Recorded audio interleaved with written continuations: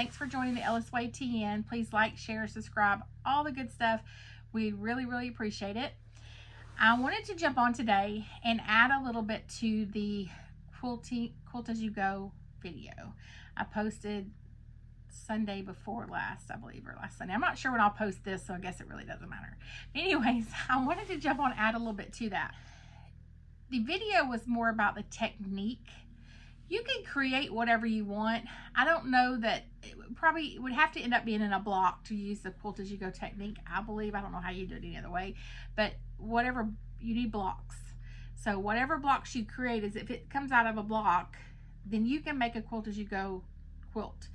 So I was getting some questions about measurements, things like that, and I told you guys what I used in that quilt, but it depends on what you want to make. If you want to make a lap size, you want to make a king size, or if you want to make 5-inch squares, or if you want to make 13 to 15-inch squares, it's up to you. So the Quilt As You Go technique is very versatile as long as you've got a block. So a block. So whatever size block that is, you can quilt as you go with it. It just needs to be a block. So I was going to show you really quick a couple blocks I've done and how they're unquilted.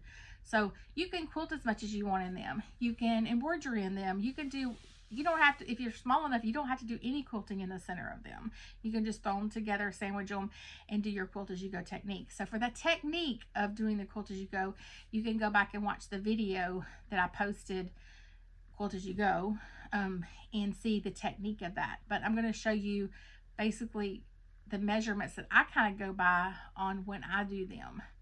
And it depends on how big that you want. It ends up making a sashing between all your blocks. Depends on how big you want that.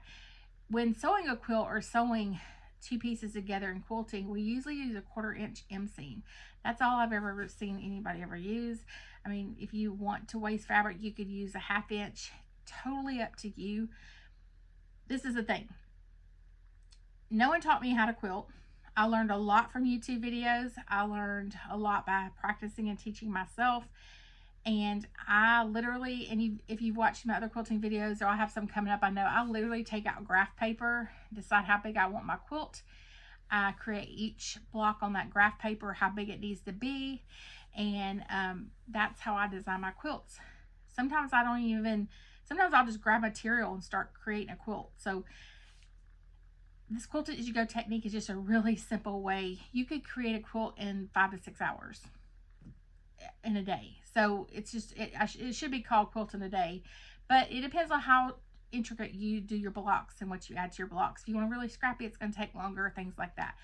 But I'm going to show you a couple different ways that you can do some blocks.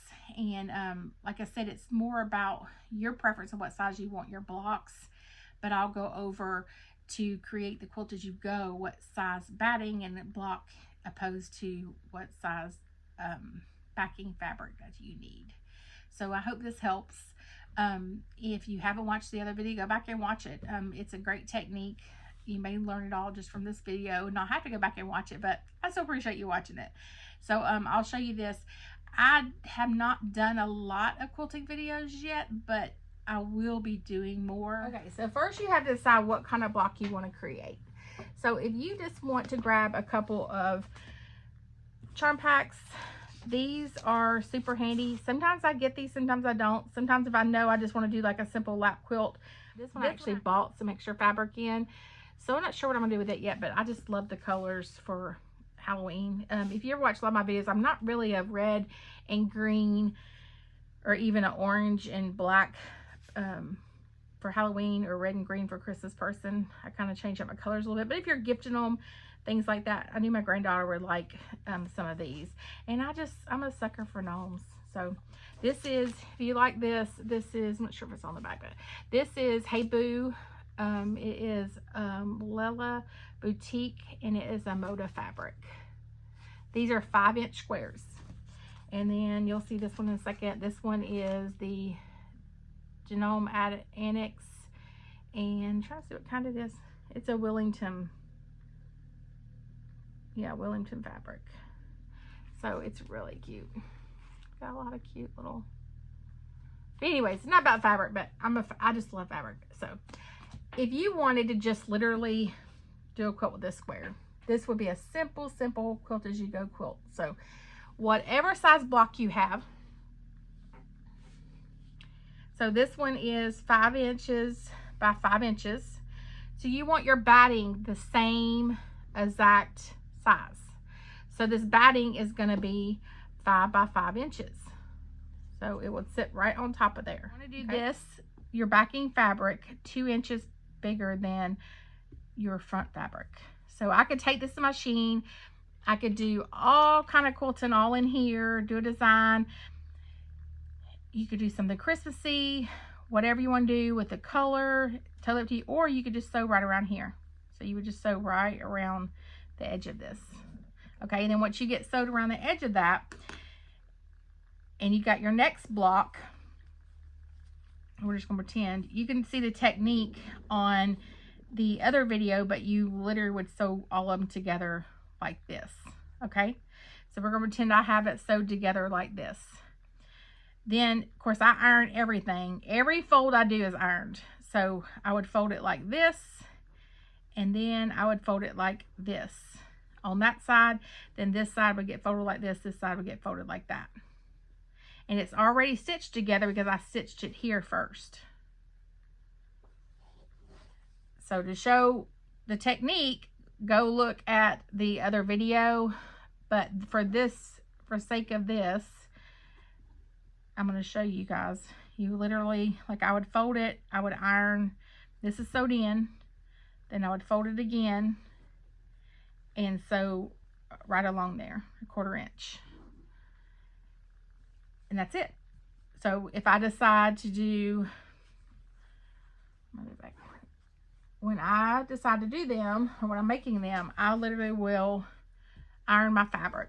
So I fold it where it needs to be folded, it's ironed, pressed really good. And then I would do the same with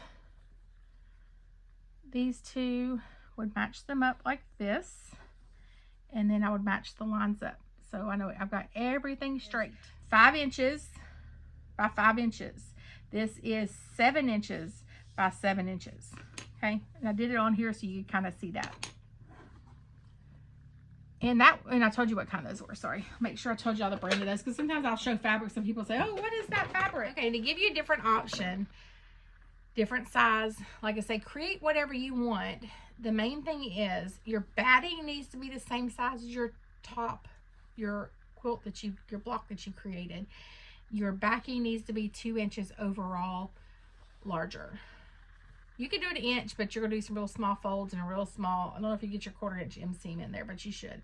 But I do 2 inches, then I would put my top down.